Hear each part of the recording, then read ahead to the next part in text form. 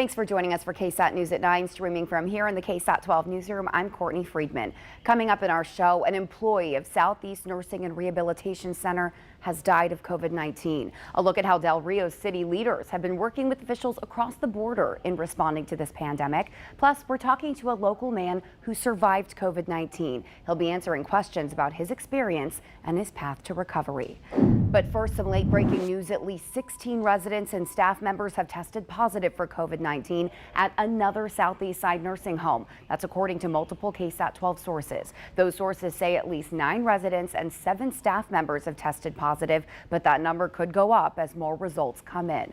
We reached out to San Antonio Metro Health for comment. A spokeswoman confirmed the facility is being investigated, but declined to release specific details. This news comes on the same day we learned an employee at Southeast Nursing and Rehabilitation has died of COVID-19. This brings Bexar County's COVID-19 death toll to 57. There are now 19 more confirmed cases, bringing that total number to 1,920. 63 people are now hospitalized tonight, 44 of those in the ICU, 26 are on ventilators. And here's a look at the status of those 1,920 cases. 978 people have now recovered. That number is greater than the number of active cases, which stands at 885 tonight. Beginning tonight, San Antonio Metro Health is releasing the data they have on whether patients with COVID-19 have symptoms. Metro Health Director Don Emmerich says it's important that people remember many COVID-19 patients can be asymptomatic or pre-symptomatic and still spread the new coronavirus. It's why we keep talking about masks. We don't do it because we want to be mean, right? We're doing it because this is a real situation still. You have pre-symptomatic who are exposing people and don't know it, and then you have the asymptomatics that will never develop symptoms and could be exposing. According to Metro Health's website, of the 1,900 or so confirmed county COVID-19 cases, 1,454 are symptomatic, 383 are not, and 83 are still under investigation. We are learning from family members the employee who worked at the Southeast Nursing and Rehabilitation Center and died from COVID-19 was 60-year-old Dorothy Davis. This comes after an outbreak at the facility, which has infected more than 100 staff members and residents, killing 18 of those residents. Davis is the first employee who has died. She was a giant. She was everything she did big, and she did hard. She loved hard, and the work that she did, she loved it so much. Davis leaves behind her siblings and a son. Tonight at 10, you'll hear more from her sister on the kind of hard worker she was. She also has a message for the community. With COVID-19 cases confirmed on both sides of the southern border, some city leaders in both the U.S. and Mexico have decided to join forces. Tonight, we're taking a look at how officials with the city of Del Rio have been communicating with their Mexican counterparts while responding to this pandemic. Tiffany Huertas with how they're trying to make sure citizens of both countries are staying safe.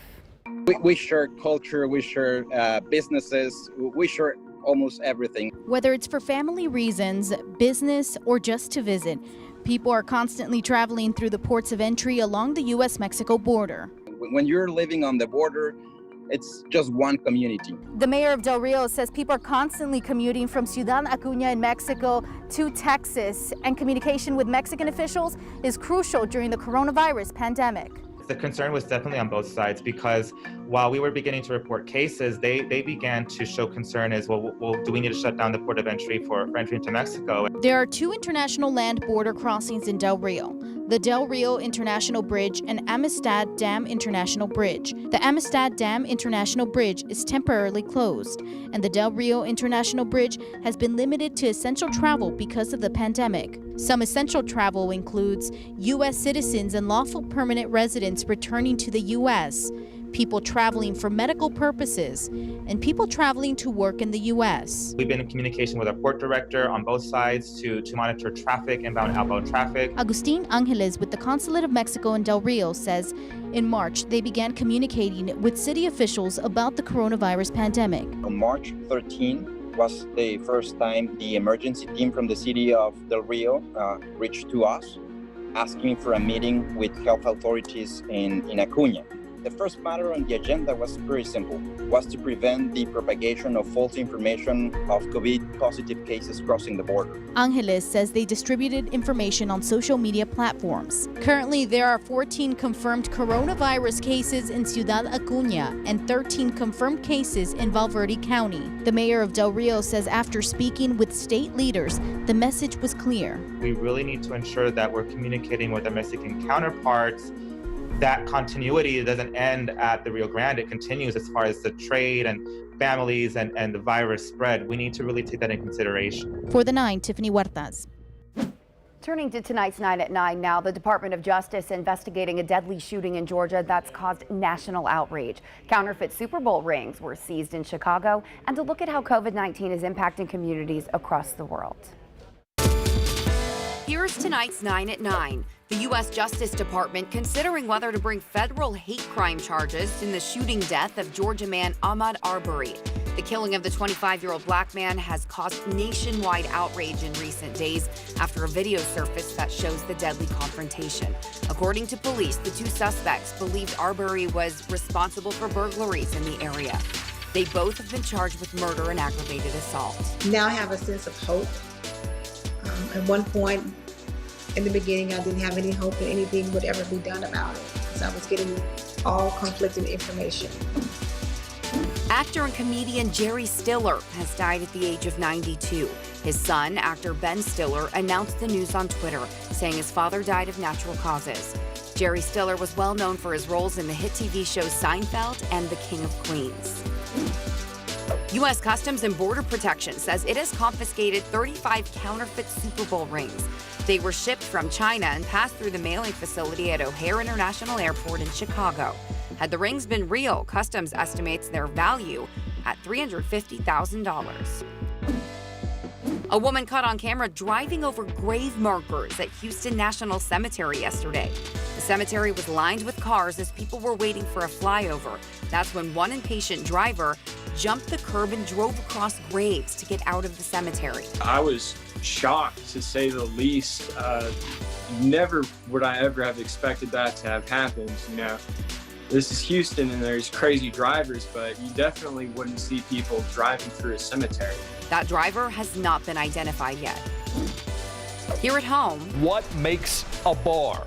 Well, the city confirmed that 2 neighboring locations at the Rim, the Lion and Rose British Restaurant and Pub and the Rustic, were recently told to close down their dining in because they're considered bars, not restaurants. The owner of the Rustic at the Rim says they recently tried to open up their dining area, but the city said they weren't allowed. That's because of this red no handguns sign, which is given to locations that take in more than 51% of gross receipts from alcohol sales.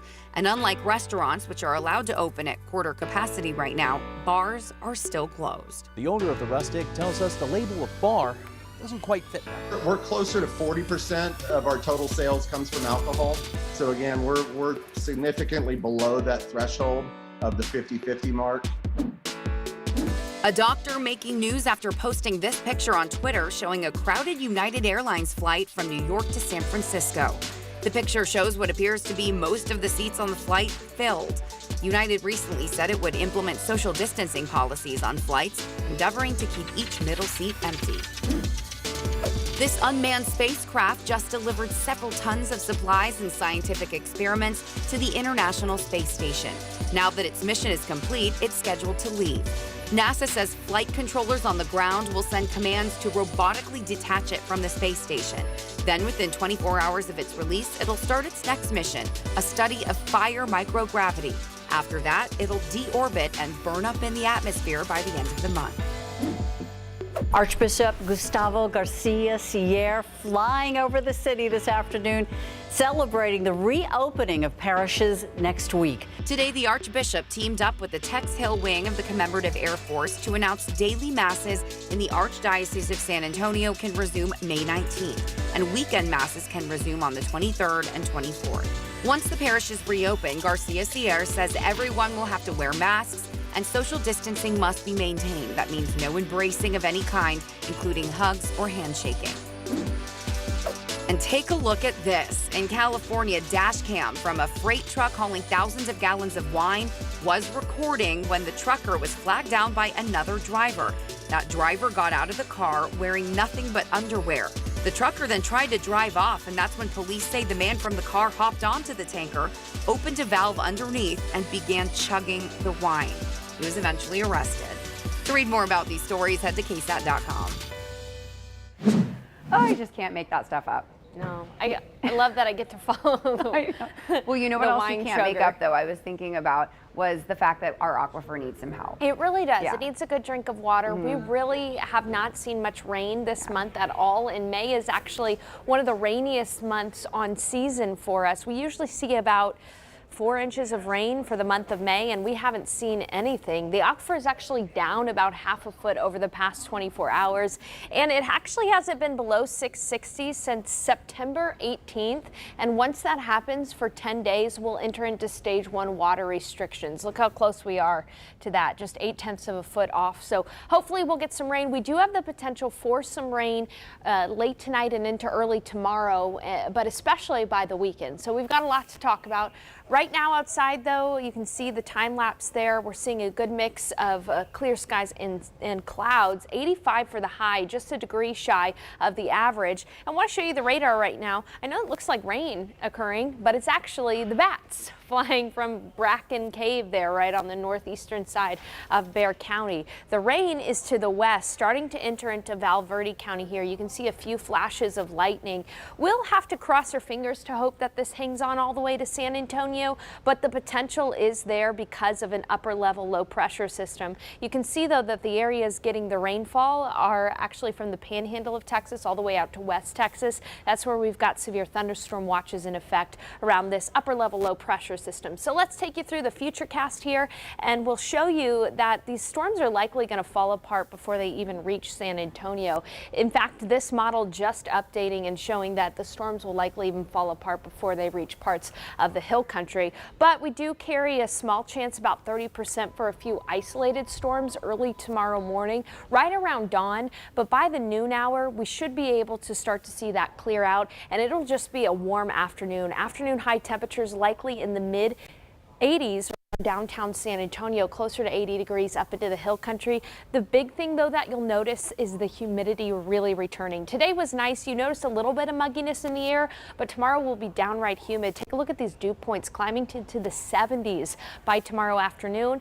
And the big thing in our forecast is we're not going to see any of those fronts that we've been seeing the last couple of weeks that have helped to kick out the humidity. It'll stay humid for the rest of the foreseeable future. So tomorrow, isolated storms in the morning hours, about 30%, will be close to 70 degrees. We'll carry a small chance for rain through the lunch hour. Then in the afternoon, 86 and humid for the high temperature, partly cloudy skies and breezy winds from the southeast at 10 to 20 miles per hour. So a lot of us have been using Amazon or delivery services because we can't really go to the stores. And so tomorrow's delivery forecast, you might want to bring in those packages early in the morning because they do have the potential to get wet with that isolated chance for a few showers and thunderstorms. But looking ahead, hot and humid by Thursday. Then this weekend actually does prove to be a good chance for some rain. We've got 40% chance on Saturday right now, but we may have to bump that up. Things are looking good for us to see some much needed rain in San Antonio by the weekend, Courtney. And again, I'm hoping that we get that because it's just been downright humid, but nothing has been squeezed out of the atmosphere for us. Yeah, we really need it. We do. I really did need that delivery forecast. You did. That was very clever. Have you been ordering a lot of things online? Yeah. Me too. I gotta stop. Me too. I gotta stop. Well, Yeah. that's okay. At least we know when to bring in the delivery. Right. Hey, tomorrow morning. Thank you so much. We'll be back in 1 minute. Steve Priester is going to be talking to a COVID-19 survivor.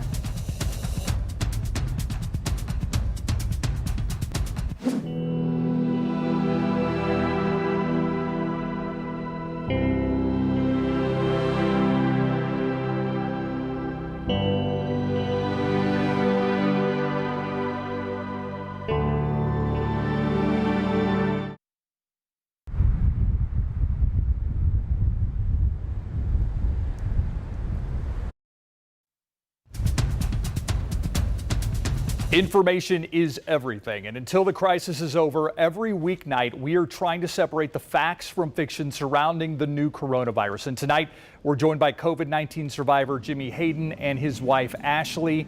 Again, like I said at 6 o'clock, I am thrilled that you two joined us. So we get really a first-person telling of what it was like to go through COVID-19, and our viewers get to ask you guys some questions too. So thank you guys for being here with us. Oh, we're glad to be here. Yeah. So the first question is for Jimmy, and it's kind of like I asked you at 6 o'clock. When did you know something was wrong? When did you decide to get tested for COVID-19, or did you just go right to the emergency room? Well, we ended up going just straight to the emergency room. I had a high fever that ran for a while, and about at least a week, and then by I first noticed it on a Wednesday. The following Wednesday, I still had it. It never broke. Little bit of a cough, and the breathing started to become an issue that was just progressively getting harder and harder for me. So all of those things combined, I lost my sense of taste, smell. I mean, as far as symptoms goes, from what we understood them to be, I feel like I pretty much had every one. And by April the 2nd, just I had that, feeling it's time to go. And so we just went straight to the emergency room. And Ashley, I asked you the same question at 6 o'clock. When did you know something was wrong with Jimmy? Well, it wasn't until almost a week after he had started running a fever. He was having trouble communicating, in full sentences. He couldn't complete, one sentence without stopping to take a breath. And you could tell his breathing was very labored. All right, so the first question comes from Nora Guerrero tonight on my Twitter. She wanted to know, this is for you, Ashley, did his wife get infected, and can she still become infected? What are doctors telling you? Yes, we were infected. We weren't positive of that until we just last week got the antibody testing done. But I did have a few of the symptoms, not as many as Jimmy. I never ran fever. I had the fatigue. I had the bad cough, and I had really bad headaches. My children that were here, living here at the time, they experienced, some of them had headaches. One of them ran fever for 24 hours. No taste, no smell. But none of us were anywhere near as bad as what Jimmy had. So we've been told, he was quarantined the week before he went into the hospital. He was quarantined when he came home from the hospital. We've since been unquarantined now, so we're able to be together and have no problems. Does it seem surreal to you at all, Jimmy, when you look at the pictures of yourself with the ventilator tube and some of the other pictures from your hospital bed? Does that all seem like it didn't really happen, like it was a bad dream?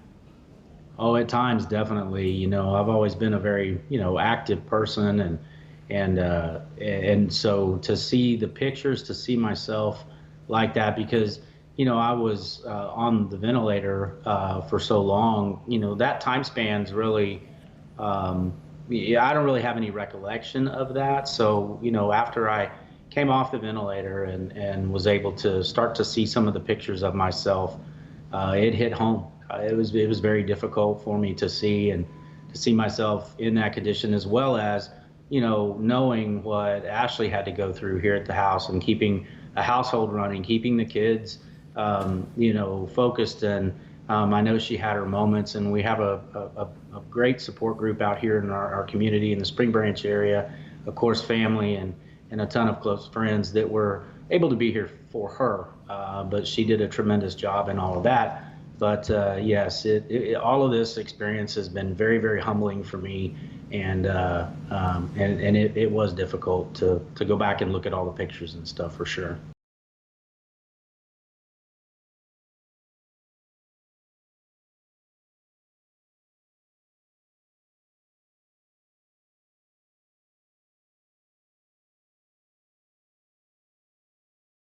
To me, it was very torturous not being able to be there with him, and I went over 3 weeks without even talking to him. Our last conversation that we had doctors, all the nurses, because as they were getting ready to put the tube down his throat. So it was very traumatic for all of us, not just me, but my children, my close friends, my family. Yeah, it was not a fun ride that I would want anyone else to have to take. That's for sure. Yeah. Jimmy, how are you feeling right now? I feel great. I'm very blessed.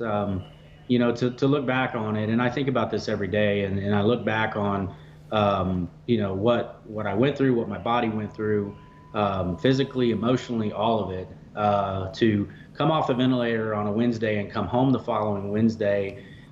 This past Wednesday of this last week was 2 weeks that I'd been home from the hospital, and you know, I lost muscle mass and you know, and of course my lung capacity and stuff. But in the time I've been home, in the 2 weeks I've been here, the rehabilitation side of it, rebuilding my lungs, all of that stuff combined, you know, and I'm up and I'm walking, and you know, I get stronger every day. It's just a slow process. But you know, I feel great, and I feel, you know, again, just extremely blessed to know what I went through and to where I'm at today. What was it like? I mean, obviously the antibody plasma played a part in this, or they call it the power plasma. What was it like to meet the man who donated the plasma, Mr. Herman? It's undescribable. You know, I was so excited to know that I was going to get to meet him, and we still, you know, it was over computer, but you know, we've discussed meeting at a point where we can, you know, face to face as well. But you know, I said this, and I've said it before, you know, it's like, what do you say to someone that literally saved your life? Because I truly believe that saved my life. So he's a gracious man, I tell you, and from what I know about him, because he still donates, and, you know, he saved my life, and I, you know, would have, you know, all the feeling in the world that he's doing that for others as well, or at least contributing to other people's health and getting them better through this and stuff. So it was awesome. It was such a great feeling to be able to meet him. You're blood brothers now. Yeah. Amen. That's for sure. That's what we said. He's family now. Yeah, so I told him I felt like I needed to invite him to Christmas. Yeah, there you go. Oh, next question from our viewers is, what has your rehabilitation been like? The rehabilitation for me is two things. One, like I was saying, the muscle mass. So just laying in bed for that long, you know, you lose muscle density and all that stuff. So in the legs and the upper body, my legs and my arms especially. So physical therapist comes to the house and just started off with exercises. I came home from the hospital with kind of a plan, and then the physical therapist would come to the home here, and I have these bands, if you will, made out of rubber that I started using, as well as different things, you know, to start that process. And it's something I do every day. And then he comes and checks on me a couple times a week and adds more. And it's just been an increasing thing. Like I feel myself using the bands, going for farther, more reps in what I'm doing. And then when he comes, he adds different exercises to the program and different things, both you know, in my legs as far as rebuilding them, and my upper body as well, plus walking, you know, and walking is good. It's cardio and it's helping all of that. The other side of it is the lung capacity being diminished, obviously, from being on the ventilator. So breathing exercises and working on that. And in the 2 weeks I've been home, I mean, I feel a tremendous difference in that. Just getting up out of bed when I got home and walking across the bedroom, I felt very winded. It took a lot out of me. And now I'm walking up and down, you know, our driveway and a little bit across the street, and doing so and able to, you know, to breathe in a regular fashion, if you will. I still have a cough associated with that. That's all, you know, all the doctors explained to me that that's something that's just going to be with me until I rebuild, you know, the capacity up. So outside of the cough, I mean, that's really the only thing that gets a little bothersome at times, but even that's, you know, every day gets a little better. Yeah. Last question I have for you kind of is along that last question that our viewer asked is, are you worried about potential long-term damage? I would guess your lungs would probably be what you would be most concerned about. Sure, absolutely. I mean, there's scarring that can happen in the lungs. You know, and the damage that could be associated with that. The other thing would be, you know, I've also had some blood clots, and I've been put on blood thinners that I take every day. And they're monitoring that as well, and keeping up with that. So the fear is there, but I focused more on just getting myself healthy again, and I don't dwell on the fears anymore, because I don't want to live that way. I just want to look at this as a second chance at life, and I plan on doing a lot of things differently, health-wise, and taking care of myself and whatnot, and the rest of it I just put it in God's hands. Very well put. All right, I want to leave this up to you guys here. What do you want our viewers to know after watching this? Well, I mean, for myself, I look at life this way now. You just don't ever take that next day, next breath, or anything for granted, because life can change, at the drop of a hat, literally, and I experienced that. And then the other thing is the donations going back. I know we talked about this before, but I'm such a believer in it, and especially. So anyone that can donate, please do so, because you literally can save someone's life, and I'm living proof of that. My son Wyatt, he donated last week. Ashley's, we talked about this before, but her iron level was a little low, but she's going back on Wednesday of this week to donate. Wyatt's going to go again with her, so he obviously wants to donate again, because he sees the ability to do just that. So the donation is huge for us, and I as soon as I can, and I talk to the doctors and get the clearance I need, I'll be right in there to do the same thing. Ashley, what do you want to leave us with tonight?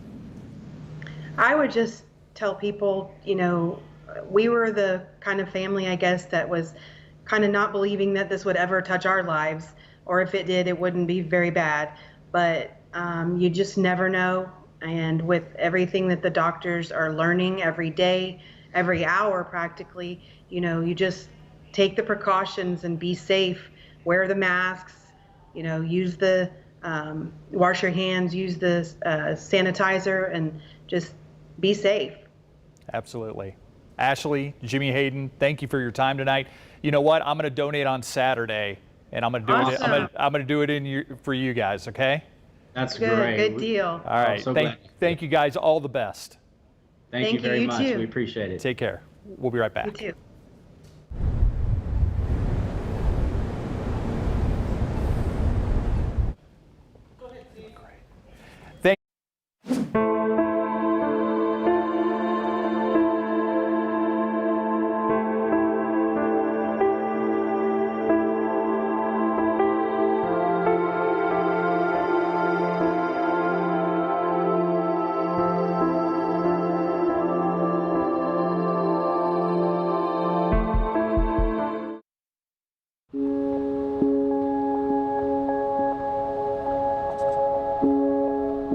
This is something that's great to hear. The city of Windcrest is looking out for its retired population with the welfare check program just for senior citizens. Windcrest Police Department has assigned several officers to call or visit with seniors every day. That's at the request of either the seniors themselves or their families. The program started when the county's stay-home orders went into effect about 2 months ago. Officers say it only takes a couple minutes of their time, and they appreciate the breakup in their routine as well. I usually ask, is there anything they need? Any concerns? Are they feeling okay? And they usually say, no, I'm good. They wave, they say hi, they maybe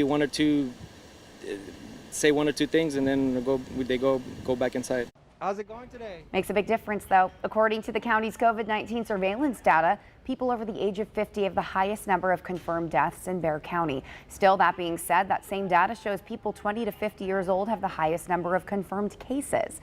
Windcrest police say they will likely continue the elderly welfare checks beyond the pandemic.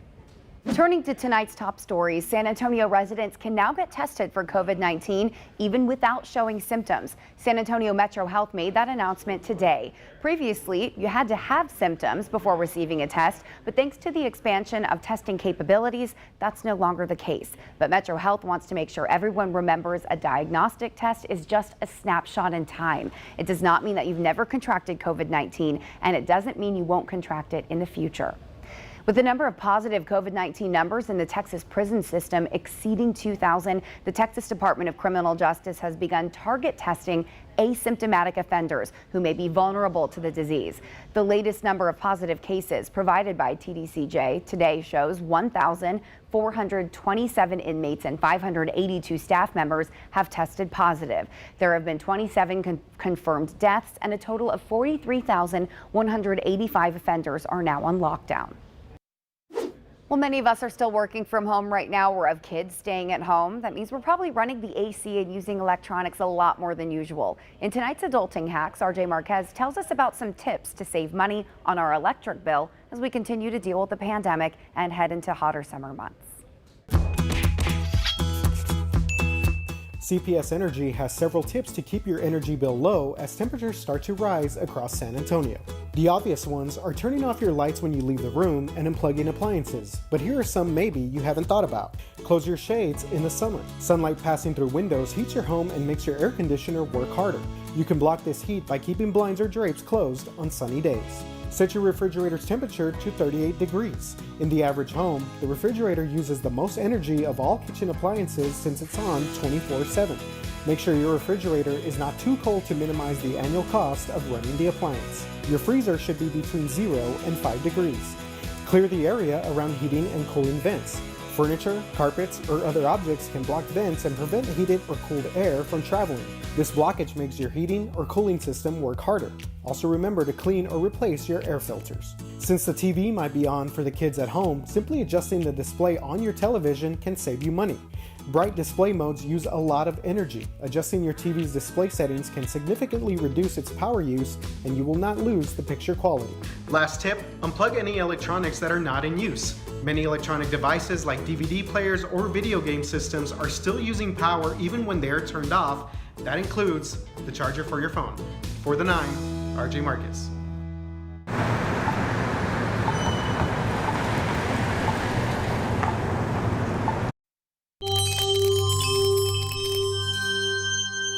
Hey, what's up guys? Time to check out some stories that are trending tonight on KSAT.com, and we start with some good news for 2 San Antonio bakeries that have been named in Food & Wine's 100 Best Bakeries in America list. All right, we're talking about Bakery Lorraine and La Panaderia, both getting major marks here from this list. Some pretty cool stuff here. Bakery Lorraine. Funny, I've actually been to this place a few times and never had any of the baked goods.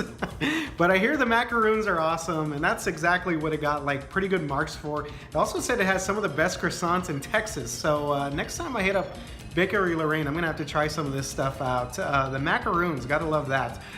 When it comes to La Panaderia, they said that they had some of the best pan dulce in the entire country. In fact, they said it was some of the best on this side of the border, very comparable to the panaderias that you would find in Mexico City. So they're pretty cool stuff there. Congrats to these two, letting us know that even during the pandemic, we can still crank out some good bread and some good pastries. If you want more information on this story, head over to our website, KSAT.com. All right, switching gears here. Some interesting news from overnight. Shanghai Disneyland reopened this morning. Of course, China is much further ahead than we are as far as time, but they reopened with all sorts of antivirus controls and all sorts of social distancing things going on. So we have an article on our website which kind of shows some of the steps that the park took to ensure some safety for their guests. That includes social distancing, keeping people separate on several of the attractions, having like marks where people had need to stand. It also included a temperature screening tent. I thought that was very interesting. Don't know if that's going to be coming here to the States, but over there they have now instituted that. A temperature screening tent, very interesting there. And one thing that was kind of a downer is that apparently for the time being you cannot go up and interact with any of the characters. So imagine going with your kids and your kids having to keep them from going just to say hi to Mickey or Minnie. I don't know, maybe some might be a little scared to go up to them, but a lot are not. A lot of people like to interact with the characters, so that for now will have to be put on hold. But of course this is all being done to ensure the safety of everyone at the park, including the people that work there. So it'll be interesting to see when our parks open up here in the United States, but it's a good first step here for Disneyland to see that. A lot of people were really excited about this news overnight. You can see more on our website. We have a full article there. All right, last story of our trending segment. I'm a huge Office fan, and I'm really excited when I got to see this. John Krasinski has been putting on this like mock newscast. It's called Some Good News. A lot of good news, a lot of good clips that are sent to him from across the country. Well, they put one together that reunited the cast of The Office for a Zoom wedding. And this was pretty cool because if you've seen The Office, you know the episode where Jim and Pam get married. Jim is, of course, John Krasinski's character. And they do this like elaborate dance. It's the YouTube, the Chris Brown dance that went viral. So The Office cast reunited. Even Steve Carell jumps in on this. Very excited to see that. To kind of redo the entire dance. It's a really cool story. Gotta love this video. This couple was also serenaded by the Zac Brown Band. So pretty cool stuff there. I definitely encourage you guys to check it out. We have the full video on our website of the newscast. It is really neat. Did not really know about this, but check that out. And that is what is trending tonight. You guys have a great night, and I will check in with you guys again later.